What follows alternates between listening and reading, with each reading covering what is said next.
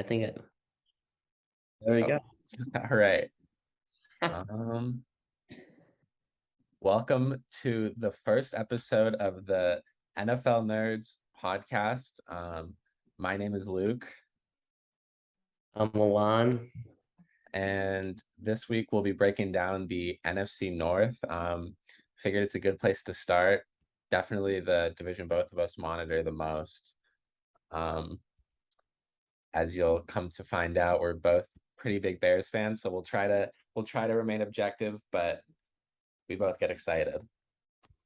Yeah, we are objective Bears fans. We know how bad they are, Yes, but we we don't know we how do. good this is. My objectivity goes a little bit out of the window with the Packers, I think, but it's fine. Just have to take everything I say with a grain of salt. Only fair. All right, so I guess no better place to start than Chicago. Um, New regime coming in, big overhaul, obviously. The roster is as far as it can get from it where it has been these last couple of years, just cutting payroll. What are your thoughts on the offseason in general? Yeah, I mean, I saw George Pickens have some like sick play yesterday, and that kind of made me mad about not taking him. But just overall with the offseason, there was a lot of like I liked trading back. I know people weren't happy with that, but that's a smart move. You open up cap for this year. Other than that, it was a lot of like smaller moves. Like I don't think Pringle is like the greatest signing, but he came from Kansas City, so Poles knows him, so maybe he'll fit well. But even on the opening depth chart, I know he's hurt, but he's like receiver 4 behind Aquanis St. Brown, which is surprising. But EQ has looked pretty good in training camp so far, and Pringle's been hurt. Yeah, Um, definitely. I think the receiving core is kind of rightfully gotten a lot of crap this offseason.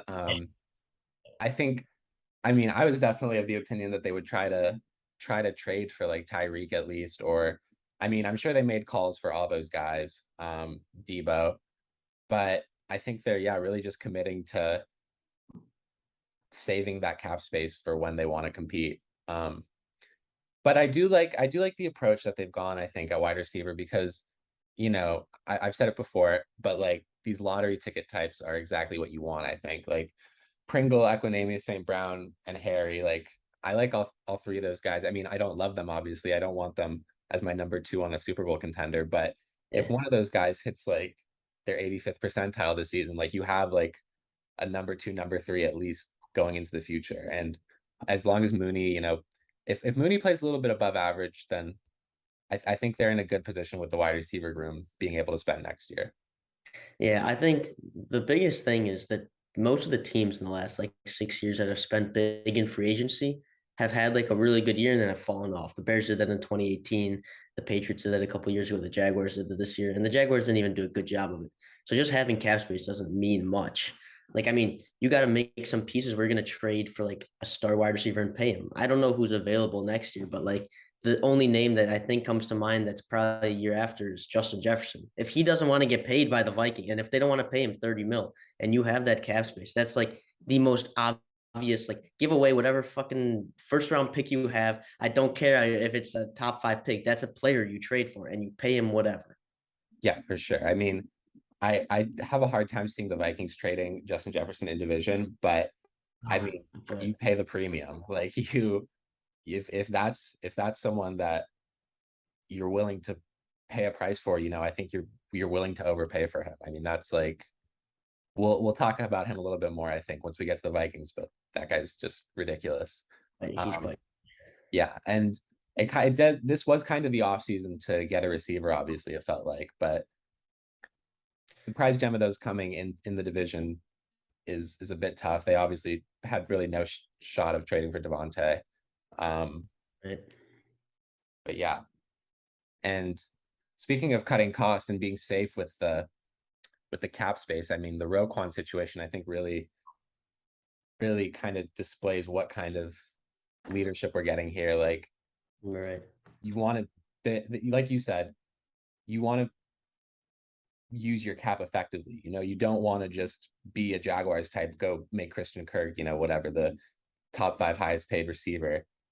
you're gonna handcuff yourself down the line, and that's what the Bears did to themselves, and that's the so mud. many times. Yeah, that's what Poles has been trying to dig them out of this whole offseason. And I mean, I think he's done a good job. I think if you had to commit to cutting everything, and he did that. So It seems like he does understand positional value. Like, I mean, with his first pick, he took a corner. Pace with his first pick, many years took a tight end or a middle linebacker, and now we're in the situation with Roquan. Like, I mean, you take this great talent, he's very good and important, but if you're not going to give him that second contract, he's really not that good of a pick. And I don't like if he doesn't deserve to be the highest off paid line or off ball linebacker in the NFL at all. Like that is like you got to stay away from that. Like I'm even hesitant to really pay him like linebacker three money, even though I know that's going to change over the next 2 years. Because, like, truthfully, like he's really bad against the run, and that's what he's going to have to be doing a lot in the new scheme. Is he's going to have to be running after players. He's going to have to be quicker, and the coverage part kind of goes away. The Darius Leonard, who's really bad in coverage, really excels in that scheme because he's really good at going at the ball, and Roquan's a lot better in coverage. So the fit is not as good as Bears fans want to think it is, especially now that you're playing with three linebackers as opposed to just two middle linebackers and five rushers, like five people on the line. His value is not there. And 17 mil is probably still too much. Like I could live with paying him 17 mil with the cap situation we're in. Like, I mean, he's one of our best players, even if I don't see the value too much. But like if he's asking for 20 mil, like you trade him, like get those extra picks and use those extra picks next year either to take a player or to trade for, a star wide receiver or star left tackle or something like that that you need to help your quarterback, not an off ball linebacker. exactly, yeah. I feel like I give Roquan a lot of crap because I'm one of the. I mean, I think both of us are kind of on the side of willing to let Roquan go for sure. Yes. But there are a lot of old head Bears fans that I think it's Chicago, it's the middle linebacker, like he carries on the legacy, like you want to keep him around. But the truth is, like, okay, he's a freak of nature when it comes to coverage. I mean, the guy's like a DB playing middle linebacker. He's incredible out there, but for how incredible of a skill it is, like it's not something that I think the 2023 and on Chicago Bear Justin Fields rookie contract like should be investing their time in. Like, go spend that money on a corner. I mean, if you can, or a safety, like you just don't want to dump your capital into linebackers at this point in a rebuild. Especially like a lot of people, like they have so much cap, but they still have so many holes. Like, I mean, I don't know. Braxton Jones seems like pretty good and in camp, but I mean, it's been training camp, so probably you still need a left tackle. You need a wide receiver one. You probably need a left guard after the season. I don't know. Lucas Patrick is I don't know. Or you're gonna need a right guard, right tackle. We'll see. You're probably gonna need after the season when Riley Reef is gone. Like, I mean, they need a lot on that offense. Cole Kmet's awful. They're gonna need a tight end soon. 90 mil is cool, but you have 25 players under contract that can actually like be on the team next year that are valuable in some way. You got to pay other players. I mean, you don't overpay just because you have the money now. Right. You because then you're just putting yourself back in the same position you were. Like you don't, Exactly. yeah, you have to be smart about it. I mean, you want to build sustained success, and the only way you build sustained success is by giving out good value contracts, making good draft picks over and over and over again. Right. And even if it's tough because it's like Roquan is such an integral part of the team for so many Bears fans, and I mean, so many players on that team, of course. Like, and to like have the thought pop into their head that like the one of the saving graces of like the Ryan Pace era, like is just cut like that. Yeah. It's a tough pill to swallow, especially. I mean, he was the eighth pick. Like, Yeah. tough. You take him early. The other thing is like I don't know how much Eberflus really trusts him. Like he's playing the will, and he's not even calling like plays. Like he's not the one like making checks and shifting and all that stuff. That's all Nick Morrow, who like is a first year linebacker. Like he kind of played last year with the Raiders, Mhm. but like Aaron Rodgers was talking about PMT, like how Brian Urlacher was like making all these checks, and it was like a chess game. And Roquan isn't doing that. Like he's not the one that's changing anything. So No, that yeah. even lowers his value even more on the defense because he's really not even the leader. Like he's not the one telling the defense what the play is. It's this Nick Morrow, who I actually think is, I think it'd be really good. Yeah, no, I mean that's a really good point. Yeah, Urlacher, I mean, I remember listening to that clip too, and it was like, I mean, the thought that even a Bears player could like go head to head with Aaron Rodgers in a mental chess game is just insane. Only And one. I don't see Roquan giving Rodgers fits. But yeah, the other thing about him is like he has a lot of like, I mean, he had a big turnover season in 2020, right? Yeah. Um, and I think I don't know. Linebackers that get a lot of turnovers tend to get overrated a little bit. Because how much of that is really in their control? I mean, it's a hard skill to keep up year after year.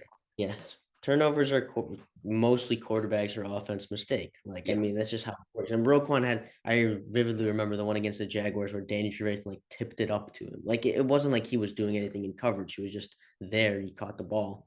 Had a couple of recoveries where Mac like forced the fumble and he picked it up. Like, he was good in coverage in 2020 for sure. But it was probably by far his best year. He's yeah, had some like not great years. And how much are you willing to tie down to him? I don't know. I wouldn't be mad if they extended him because he is a big part of the offense. I'd be more mad if they let him walk for free because they have value there right now. I don't think that he doesn't have first round pick value, but even a second is very valuable in the NFL right now. yeah. So I was gonna ask, what do you think? What do you think the return would look like at this point? You think like a second and like a fourth, or like Yeah, maybe. Or like I don't know if a team would be willing to offload another like a Chase Claypool type player. Like I've seen that been floating around. Like he is kind of moving down the chart with Pickens and they just drafted Calvin Austin too. Like I don't know. If Claypool was available, like that's a guy I would go out and get for sure because he fills out your X, like you're good and that's like Mooney can kind of him and Mooney can kind of share like wide receiver one, wide receiver two type responsibilities. And the Steelers are very well known for liking those middle linebackers who are fast, athletic, and good in coverage. Like Tomlin really likes those guys. So like Claypool and like a third would be cool, but realistically, I think second and fourth sounds like it would be the package. yeah, I think the Steelers that's a good trade suitor because they're definitely a team you can kind of nudge a positive EV trade out of, I think, at this point. Like they're kind of stuck in their ways. They And are they definitely, are old yeah, heads. old, and it's tough because this is one of the things that like I don't know, I find really interesting. Like the Steelers especially, and like I feel like you see it a bit with the Packers too, where it's like they've had so much sustained dominance to the point where they like it's scary for them to switch up their ways. And it's almost like a Yeah, religion. Like the Steelers mentality is like, grit, grind, like you're tough, but like yeah. and like run the ball, like but you don't want to get stuck in that when like Patrick Mahomes exists. And Exactly. Well, that's why they haven't had success like ever since. I mean, Big Ben's been also awful, but ever since Mahomes has entered the league, like he has shut them down. Like I mean, they haven't been good. They lost to the Jaguars. yeah, That yeah, was their last good year. I know. And yeah, I mean, when AB and Ben Roethlisberger were on, I mean, that was fun to watch. But That God, was. it's been a struggle, and I don't think Mitch is the answer there. But who knows? Speaking of first round quarterbacks, how committed do you think this new regime is to Fields? Okay, so I tweeted something like 2 days ago, which I didn't think so many people are gonna be mad about, where I basically said like if Fields is not good this year and the Bears are picking top three, I think it's pretty likely they take Stroud or Young or whoever and have that guy for 4 years of a rookie contract plus the fifth year option, then 2 more years of Fields and that rookie option. So basically 3 versus 5 years. I think like would I do it personally? I don't. I think Fields is still the best quarterback prospect out of anyone coming out of the draft that came out this year, next year, probably the year after that too. But those extra years of control are definitely something that are important. It's not a guy that Poles drafted. I don't agree with the idea that people think like Poles doesn't like him. Like I think he took the job knowing like Justin Fields, like one of the best quarterback prospects in the NFL, probably the second best right now after Trevor Lawrence. But same with Eberflus. But I think if they get their shot at their guy and they're like, I really like Young or I really like Stroud, I could definitely see them moving on from Fields. Yeah, and I think that's a great point. I was listening to the PFF forecast, and George was saying on there, like, no matter what next year, like the Bears are gonna in 2023, the Bears will have a franchise quarterback. Like whether it's Fields succeeds and you figure out he's the guy, like you figured out he's the guy. But like if Fields has a rough year, like and for as much as little as they've done to help him offensively with the roster, like I don't think they should be scared to pull the trigger if they have a top 3 pick. Like And you're exactly the extra 2 years of control is huge. I mean, to have a 5 years of a rookie contract plus the most cap in the league with like only like some young guys really on the roster left, like you're in a good place, and that's exactly how you want to rebuild. And especially if you get capital from a Roquan deal, like you just accumulate draft picks, and that's why I love the second day of the draft. Last year was it the third day where he kept trading back.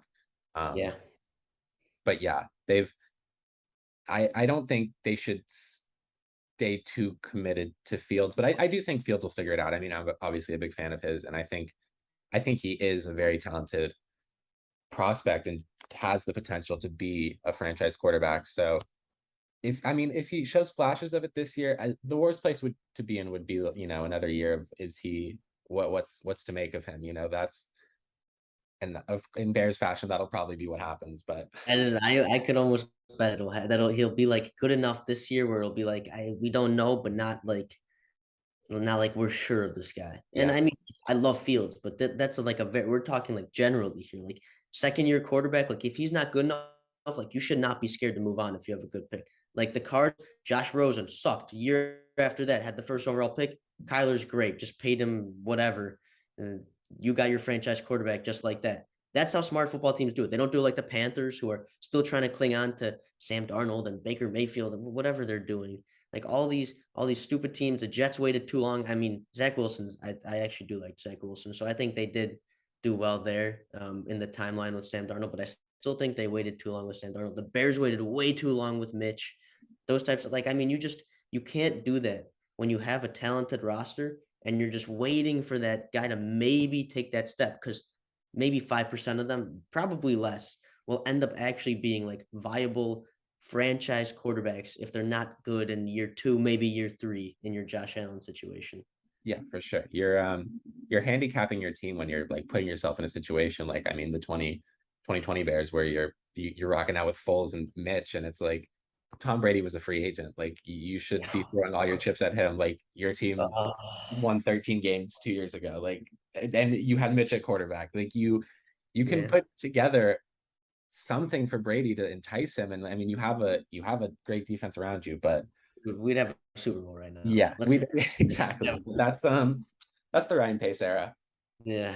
Oh my I And so think we touched on it a little bit, yeah, but what do you think about their our Poles' first 2 draft picks both coming in the secondary? I mean, it's a different approach than Pace.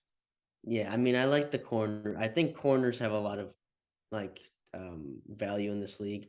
I'm not the big I think Jaquan Brisker's a very good player. I Mhm. don't see too much like he seemed to me to have more like value in the box in college, Yeah, and box safeties just don't have value. Like I mean the Bears rolled out like Tashawn Gibson for however long. They took Adrian Amos in the 4th or 5th round. He ended up being really good. I mean that's just kind of how it works in the NFL because they just have to be good run stoppers, and stopping the run in the NFL is just not that valuable anymore. Like, I mean, you need to stop the pass. I think Brisker's good.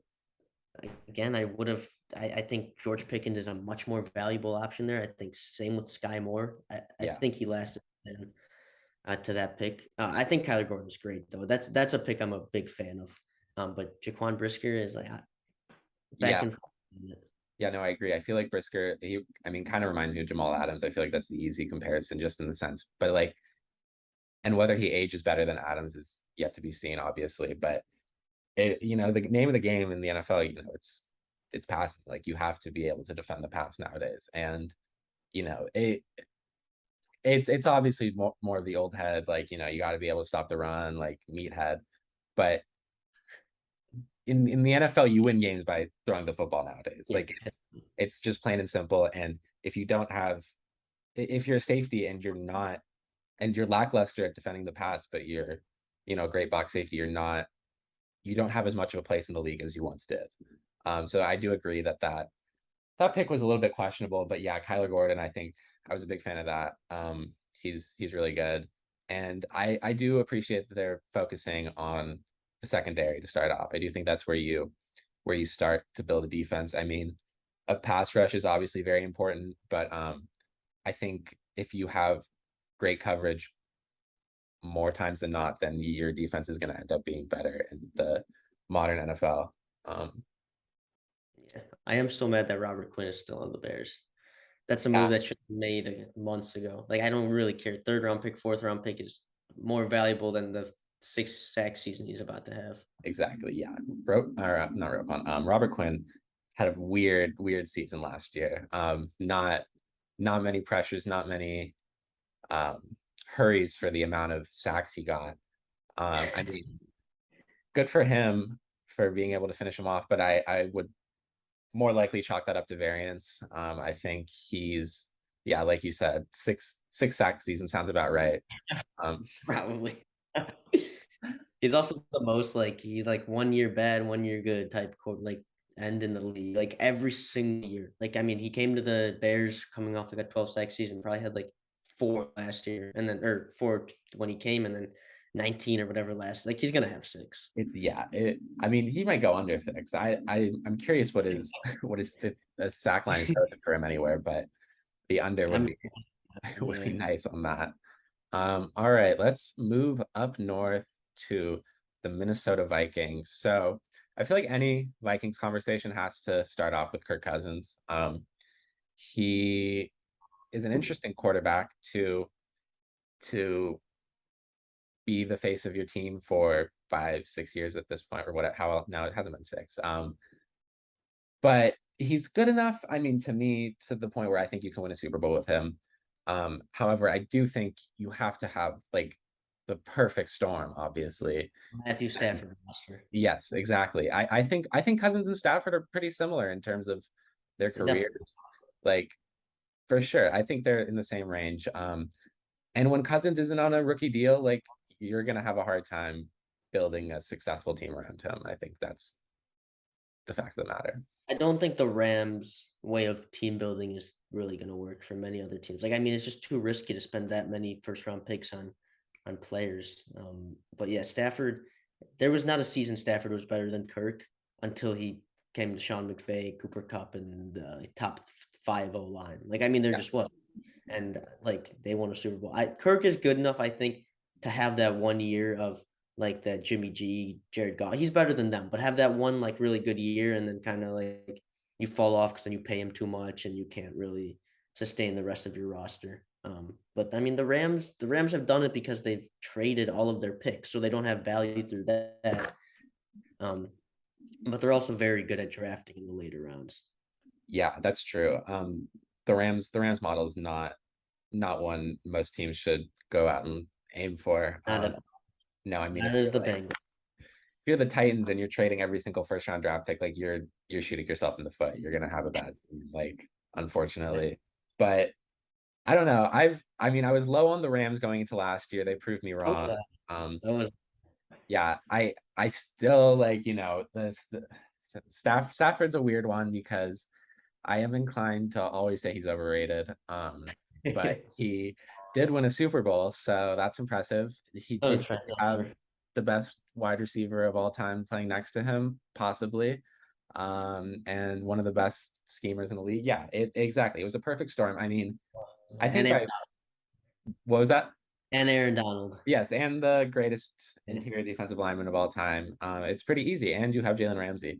Jalen I mean, Ramsey. it was really the best supporting cast Ever. ever. Yeah, I don't. War wise, it was the best supporting cast ever. That's right. Yeah, I don't like know how you can really argue that. Like, I mean, production wise, Cooper Cup had the greatest receiver season ever. Top 5 line, like you said.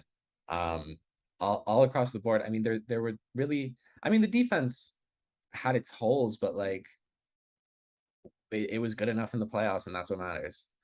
Yeah. Um, so yeah. Anyways, the Vikings have.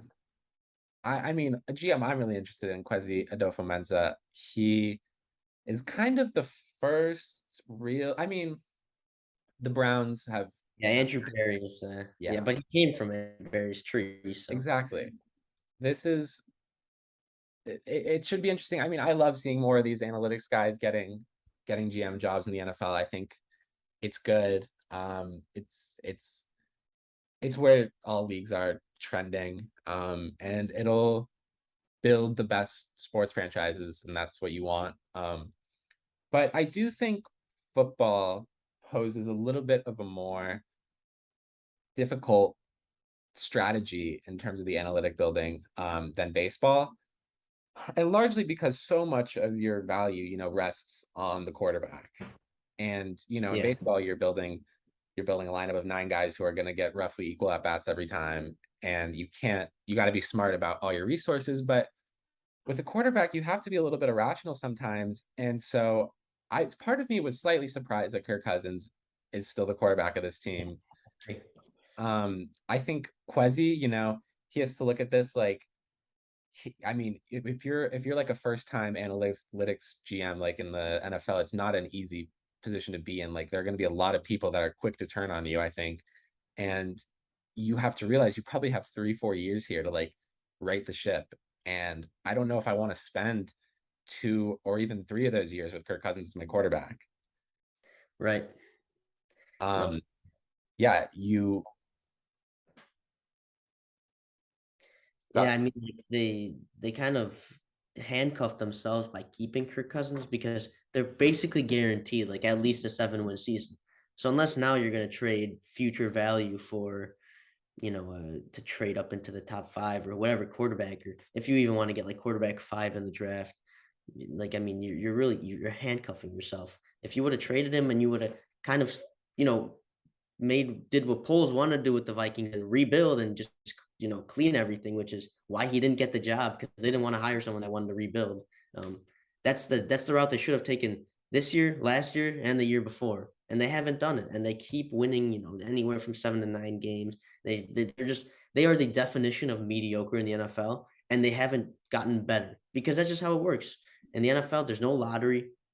You suck, you get a good pick, you can take a franchise changer. Just like that. The Bengals did it, the Cardinals did it, the whatever, every single team that gets that quarterback, the Chargers did it. Just franchise changer with a top five pick. Otherwise, like you're just taking a bunch of shots in the dark. And the draft has a bunch of variants, of course. And it's like it is truly like the biggest crapshoot in sports. But you get that quarterback, and you're set. yeah. And there aren't many slips in the NFL draft. Like there are a lot of reaches, but the market is going to adjust better for people slipping. Like if Right. multiple teams are passing on someone, there's a reason. Yeah. Um, Yeah. and so I mean, obviously Justin Fields slipped a little bit there, but I don't as much blame him for that. I think, and I don't think it gives us as much insight, but I don't know. I think there's some people that do think Fields had his issues as a prospect. I mean, definitely mechanically and in the pocket or under pressure, he was a little bit wonky. And I mean, the mechanics this offseason, from the videos we've seen, seem to be improved, which is good to see. Yeah. He's done good work. Yeah. Um, and yeah, I think no Vikings conversation can end without mentioning Justin Jefferson. I mean, guy's a freak of nature, open every play. Um, I Open. think Best wide talent receiver. wise, him and Jamar are like top two. I mean, well, Devontae too, but I don't know. Like, I like Devontae now. I'll root yeah, for him. He's probably my favorite receiver now that he's off the Packers. I think I really love him too, and I tend to get upset when people. I mean, like I was talking to my dad about it, and he's like, Devontae won't be anything without Rodgers, and it's like Yeah. I don't know how you can like say that. Like, Yeah. I mean, Yeah. Jordy Nelson was good, Greg Jennings was good, but like none of these They're guys not. are putting up these numbers, and like he's like for Rodgers to have someone open every play, yeah, he's gonna throw it to him every single time, and like just that bond that like I mean that was probably the best quarterback wide receiver duo I've seen in my lifetime. Yeah, the best quarterback in the league, the best receiver in the league last year and the year before for sure. Yeah, no doubt about it. All right. Well, we might as well begin our Packers conversation with the departure of Adams then. What do you make of this new look receiving core? Yeah, I mean it's worse than the Bears, but it doesn't matter when you have Aaron Rodgers. Like he's proven so many times. Whatever, so wide receiver one gets hurt. Devontae Adams is out. He has not lost a game where Devontae Adams hasn't played. Like it's like he's like 11-0 or something. Like he is on. It doesn't matter. You have Aaron Rodgers. Like Alan Lazard was horrible. He comes to the Packers. He plays as a wide receiver one against the Saints. Has like 250 yards. Like I couldn't tell you how it happens. They don't have talent. I think Christian Watson is awfully overrated. I didn't want the Bears to go anywhere near him. He had awful production in the FCS. He's fast. He has drop issues. He doesn't really get good separation. He's not a good route runner, but he's on the Packers, so they'll make it work. Um, Yeah, they're and gonna be amazing again. As long as you have Aaron Rodgers, and that defense is awesome. Like that defense is scary. yeah, I definitely agree with you on that defense. I mean, they've got some dogs out there. I mean, Jair Alexander, obviously, Amos has basically become the best safety in the league at this point. I mean, top five, I think is pretty unarguable. Gary is one of the best pass rushers in the league. Like He they, Robert Quinn. yeah, yeah.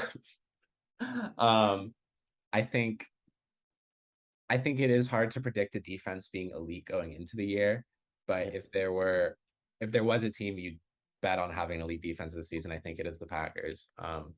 And so obviously I think that's where a lot of people get a little bit too excited, where it's easy to just assume, okay, great defensive roster. This defense will be top five, like no matter what. Like defense is just so random, and they True. lost Jair for most of the year last year.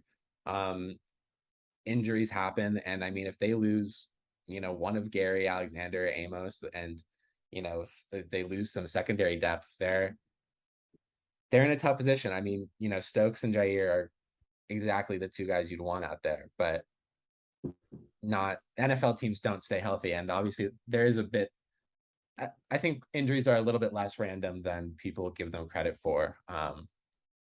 Team like the Rams are somehow able to inject their players with some sort of substance that allows them to always stay healthy. But No injuries. Yeah, I mean the Packers with Aaron Rodgers really should win more. And one of like the big reasons is even under Goot is what they've done really poorly is like they don't understand draft value. Like I mean, they had 2 first-round picks this year that they got. One of them for Devontae Adams. Their first pick was a linebacker. Their second pick was a 3-tech defensive tackle. Like seriously? yeah, Like I mean, you have this amazing quarterback, and you keep taking these players that are probably you're not going to pay in their second year. Like also another thing with their defense, which was I think 22nd in DVOA last year, so not as good as most people think. Um, is if they're not going to get the same like crazy production out of Devondre Campbell and Rasul Douglas, who just like came out of nowhere, like they were all like they were bad going into yeah, last, and just became like elite. Like if they're not elite again, like that defense, even with the addition of Jair, is not going to get much better. no, no, I agree. Um, but you're right. I mean, they have Aaron Rodgers still, and that's the end of the story, unfortunately, in the North. Yeah. Um, Hopefully, I mean, when do you think this team is going to stop just kicking every other team in this division in year in and year out? Uh, what Aaron Rodgers got like what 3 years left on his contract? Yeah, I think that's That's what he probably said. that's probably when. If only he would have retired. I Like I mean, thought he was going. I thought he was going to retire. I thought he was going to get traded. I was pretty sure of it that he was not going to be the Packers quarterback this year. this was the But offseason where I was like, it's happening. yeah, yeah, yeah. Jordan Love is. I mean, he's going to play tonight. Yeah, I don't think he's that good at all. So I mean, it would have been nice to play him instead of Aaron Rodgers. Oh, But oh wait, 1 second. Sorry, technical difficulties, but we're back. Um, so yeah, I think when if the Packers cough up this division, the likeliest time is definitely when Rodgers retires for sure. But I do think there's something to be said about the Bears and the Lions and what they're doing, and I think they do have the potential to be just as good as a Packers 12-win team. I mean, at the end of this Rodgers contract, like I think, if the Bears spend their cap smart, and some of these risky wide receivers hit, they'll have some pretty good teams in the near future. And we'll move on the line soon, but I mean, I'm a big fan of what they're doing too. I think they've got a good strategy here. Yeah, they've been very smart. I'm hoping they take the Commanders route and go with like these like bad veteran quarterbacks and don't take a really good young quarterback because I mean that O line is really good. If Jamison Williams is healthy, he's arguably wide receiver one in the draft last year. DJ Chark is really good. Amon St. Brown is really good. Hawkinson's really good. I mean, like they've built a supporting cast like great for any young quarterback. And Yeah, like I'm not saying that's needed for a quarterback. I'm of those people that think you can draft your quarterback and then build around them later. Like I don't think development is that much affected by your supporting cast. Like if you're good, you're good. If you're bad, you're bad. But they're the way that they took their route and they're doing a very good job with it. yeah, um, yeah. I think they're kind of in a weird position because their team is a little bit too good to get a top 5 pick for sure next year. Yeah. I mean, I like the over on their win total. I think it's at what, probably like 6.5 now. Um, Same as the Bears. yeah, I mean, and I think this Lions roster is way more talented than this Bears roster, and obviously so much of that is dependent on Fields. But like, if you take quarterback out of it, I mean, this Lions roster is much much better. And I agree with you. I think I usually would prefer taking the quarterback and then building around him, because then you have some knowledge of what works well. And I think it's a little bit harder to just, drop a quarterback into a scheme that's already been designed to be good. Um, Right. but I think if the Lions somehow were to get Stroud or Young next year, I mean, this division is definitely in their hands for a little bit. I think. I mean, if one of those guys pans out, they've got a team. Yeah. I mean, they're doing quite a good job, and everybody seems to want to play for Dan Campbell. So that's going to be if they get that quarterback, that could be a big free agent destination too. Yeah, I mean, I don't know if you've watched Hard Knocks, the first episode, but I mean, that guy gets everyone fired up. It's incredible. I mean, he is like a real leader. And like when they first made that hire, I don't know, I'm more of a fan of like the young Yeah, offensive scheme guys, that are going to be able to make your quarterback as good as possible. But there's like definitely something to be said for the like hard-nosed head coach. I mean, the nerdy side of me thinks about it like, those last like 6 7 games, like when a lot of people would be giving up out there, like these guys are fighting for Dan Campbell. Like you're gonna get like your 75th percentile out of these guys. Like, and you're not if you have like, could you imagine like Matt LaFleur like on a bad team? Like these guys aren't rallying around him. Like, I'm sorry. Um, but like these guys care about Dan Campbell. They buy into what he's doing. So yeah, I'm a fan of what the Lions are doing. right. I agree 100%. Yeah. He's one of those like I agree. I would like the nerdy side of me is always like, like analytic wise, like, do I really think a tight end coach is a good hire to help an offense? Like, no, not at all. But it- similar with Eberflus, like if your players want to play for guys, it's just natural human emotion. If you want to play for a coach and you're going to go out there and give extra effort because like your coach is like that impactful on you, like that's a very important. Like I mean, like probably not as important as a good offensive scheme, but up there. For sure. And like, I mean, obviously leaving the Matt Nagy era shows how perfectly something like that can go so wrong. I mean, That is true.